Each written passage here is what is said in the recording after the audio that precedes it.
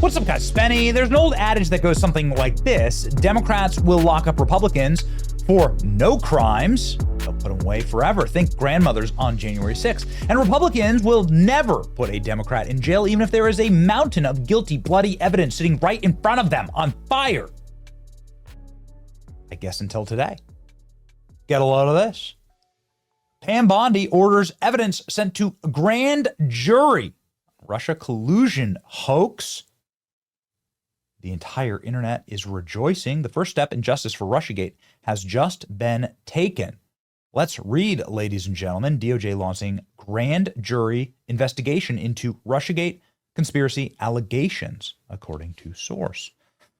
Oh my, it's actually getting real. Attorney General Pam Bondi directed her staff Monday to act on the criminal referrals from the Director of National Intelligence, Tulsi Gabbard, related to the alleged conspiracy theory of Donald Trump. Russia Department of Justice is now operating grand jury investigation into the matter, Fox Digital has learned. Bondi ordered the unnamed federal prosecutor to initiate legal proceedings, and the prosecutor is expected to present department evidence to a grand jury to secure a potential indictment, according to a letter from Pam Bondi reviewed by Fox News Digital, a source familiar to the investigation. A DOJ spokesperson declined to comment on the report of an investigation, but said that Bondi is taking the referrals from Gabbard very seriously. The spokesperson said Bondi believed there is clear cause for deep concern in the next couple of steps. The DOJ confirmed 2 weeks ago that it received criminal referrals from Gabbard.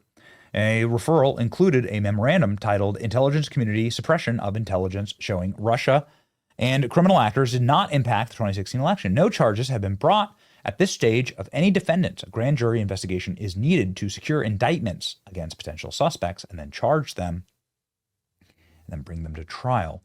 The revelation that the DOJ is moving forward with the grand jury probe comes after Gabbard declassified intelligence that shed new light on the Obama administration's rigging of the 2016 election. John Brennan, James Clapper, James Comey, they're all in hot water. They clearly rigged the intelligence reports in order to handicap President Trump. This is breaking news and is rocketing. This is literally published 1 minute ago. Bondi orders evidence sent to grand jury for Russia collusion hoax. Same story based on the Fox News report. Ladies and gentlemen, that Fox News report just broadcast moments ago. Here's the segment. Well, Will, good to be with you. This is coming out of the Justice Department. Fox News can confirm that Attorney General Pam Bondi today signed an order directing an unnamed U.S. federal prosecutor to take evidence to a grand jury relating to an alleged conspiracy to tie then 2016 candidate Donald Trump to the country of Russia. Now, Fox News reviewed the one-page order just hours ago signed by the Attorney General. A source familiar with the probe confirms this as well, while a DOJ spokesperson declined to comment on this report of an investigation. Fox is told Attorney General Bondi is taking the referrals from Director of National Intelligence Tulsi Gabbard, quote, very seriously. The spokesperson says that Bondi believes there is, quote, clear cause for deep concern, end quote, and a need for the next steps. Now, this move, Will, comes just a couple of weeks after the Director of National Intelligence, you see her right there, Tulsi Gabbard, sent a criminal referral to the Justice Department regarding what she says proves there was a conspiracy to undermine Trump's candidacy and later his first term in office.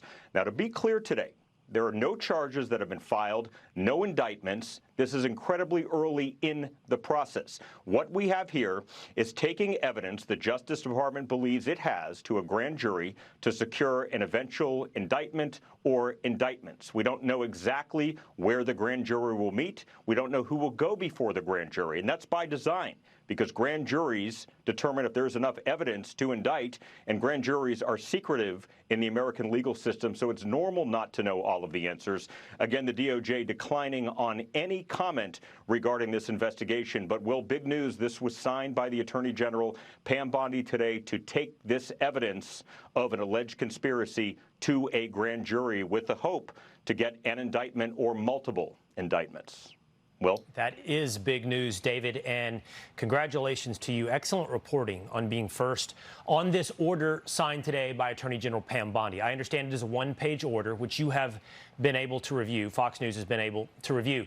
I'm afraid I'm going to ask you some questions that need to be asked. But So the internet is rejoicing. Some of the best people on the internet, people who've been hunting and searching for justice here for years, I mean, close to decades.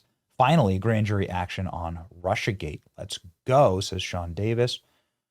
The DOJ just announced the AG has directed a federal prosecutor to bring evidence released by Tulsi Gabbard, treasonous Russia collusion hoax, to its grand jury, says Laura Loomer. Barack Hussein, John Brennan, James Clapper, and James Comey. Are they going to be held accountable? Ex-Obama officials face federal grand jury probe into whether they promoted false Trump-Russia lies. There they are right there, seated all together. What you found in these classified documents release is that all three of these men, Clapper, Brennan, and Comey, rigged the intelligence analysis in order to say that Donald Trump colluded with Russia when he didn't. And in fact, the analysis said the exact opposite. So it's, of course, very criminal, the worst type of seditious conspiracy and treason. Fox News is now reporting that Bondi ordered evidence of the collusion hoax to be brought. The Justice Department is going forward with a grand jury investigation into the Russia conspiracy. To do so, the AG had to find sufficient evidence to justify possible indictments. While Obama enjoys immunity, others will remain exposed and unpardoned. Everybody's saying this is massive accountability for the treasonous conspirators. Criminal indictments possible. They're using Tulsi Gabbard's files.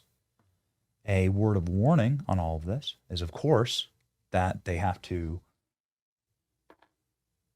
venue shop.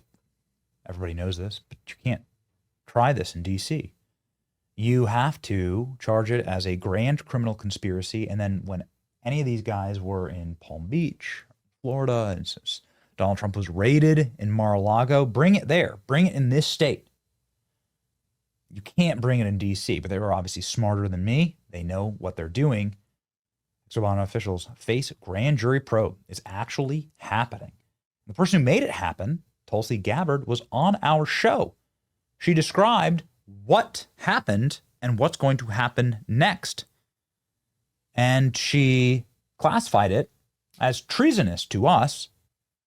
Ladies and gentlemen, I will throw to Tulsi Gabbard and let her speak in her own words here, also noting that Texas Republicans have announced that they have signed arrest warrants for Democrats who fled the state. So, wow, a lot of good things happening right now. Crazy to see it. Testicular fortitude from the Republicans, something I never thought I'd see.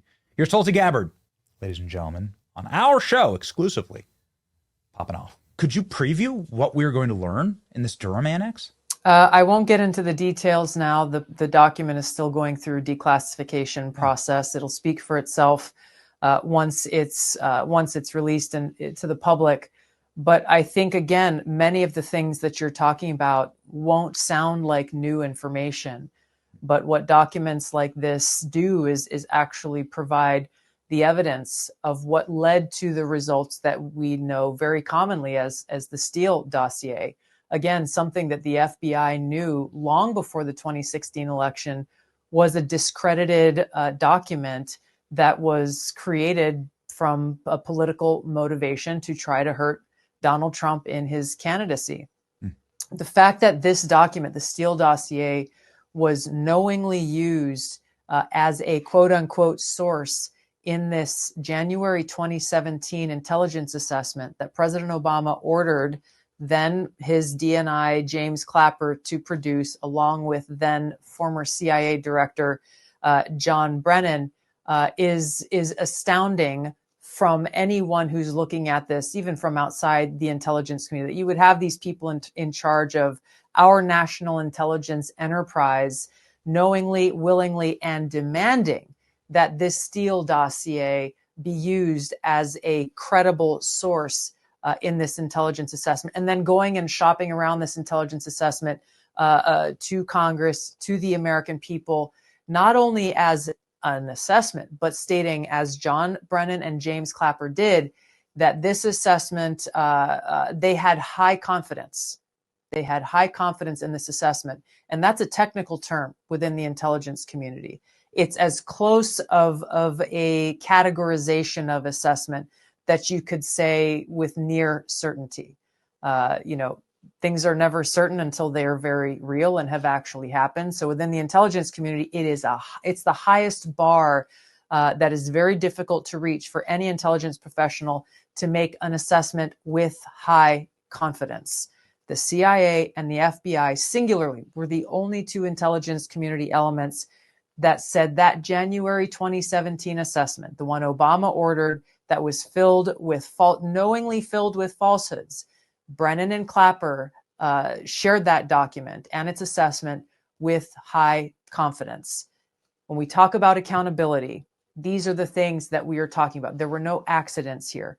All of this was done intentionally and willfully, creating a false, an intelligence assessment filled with falsehoods, specifically to sell a lie to the American people, to delegitimize the 2016 election, to delegitimize President Trump and his administration, and use this document as the so-called evidence for everything that would come after, from congressional impeachments to years-long investigations to harassment, investigation and smears against the president and his family, senior officials, some having to serve time in jail. The list goes on and on. And this is where I think it's important, Benny, to just remind people about the seriousness of these implications and how it has to do not with Democrats or Republicans, but with every American, and our ability to have faith in the integrity of our elections, and that there will be a peaceful transition of power, peaceful transfer of power. Once the American people's voices are heard in an election,